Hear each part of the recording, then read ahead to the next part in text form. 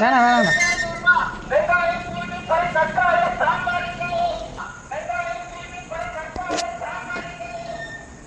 பாருங்க, இந்த மழை நேரத்துக்கு வெங்காயம் விற்றுன்னு வராரு. ஆனால் இந்த வெங்காயத்தெலாம் வாங்கினோம் அப்படின்னா கண்டிப்பாக ஈரமாக தான் இருக்கும். நம்ம வீட்டில் காய வைக்கலாம்னு நினச்சா கூட கண்டிப்பாக காயாது. இதில் வேற இவங்க 5 கிலோ 100 ரூபான்னு சொல்லுவாங்க. எப்படினாலும் சொல்லுவாங்க. இந்த நேரத்துக்கு எப்பயுமே ஈரமாக இருந்தாலும் அதிக ரேட் தான் சொல்லுவாங்க. ஆனால் இன்ஸ்டண்ட்டாக இன்னைக்கு நாளைக்குள்ளே காலி பண்ணோம் அப்படின்னா வாங்கலாம். இல்லை அப்படின்னா வாங்குறது ரொம்ப ஈரமாக இருக்கும். கஷ்டம். அதை நாங்கள் ஃபஸ்ட்டே பார்த்துட்டோம். ஈரமாக இருந்துச்சு. திரும்ப இருக்க க்ளோஸ்அப்பில் பார்க்கலாம் அப்படின்னு சொல்லிட்டு வந்தோம். ஈரமாக தான் இருக்கும். அதனால் எதுக்கு ஒரு டவுட்டில் வாங்குவானே. இங்கே வா. ஆனால் நல்லா இருக்குது. இது நம்ம வந்து கொஞ்சம் அப்படி ஒரு மாதிரி இருக்கு, உள்ளதை காமிக்கிற மாதிரி இருக்குது. புரியுதா? கேமராவோட அந்த லுக் இல்லாமல் அந்த ஒரு எப்படி சொல்கிறது, என்ன சொல்லுவாங்க, அதை ஃபில்டர் இல்லாமல் காமிக்கிற மாதிரி. ஒரு சிலர்லாம் ஃபில்டரே ஃபோனில் கிடையாது அப்படின்றாங்க. எல்லாமே முழுக்க முழுக்க ஃபில்டர் தான் நிறைஞ்சு கிடக்கு.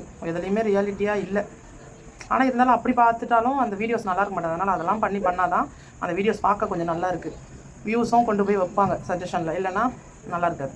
ஸோ ஓகே, நாங்கள் வெங்காயத்தை பற்றி பேசுகிறோம். வெங்காயம் வாங்கலாம்னு வந்தோம். வெங்காயம் எங்களுக்கு கொடுப்பனை இல்லை, ஈரமாக இருக்குது. ஆமாம், பெரும்பாலும் மழை டயத்தில் இந்த மாதிரி வாங்கக்கூடாது. கொஞ்சம் முன்னாடி வாங்கி வச்சுக்கணும். கொஞ்சம் புயல் காற்று லைட்டாக மழை வருது அப்படின்னா முன்னாடி வாங்கி வச்சுக்கணும்.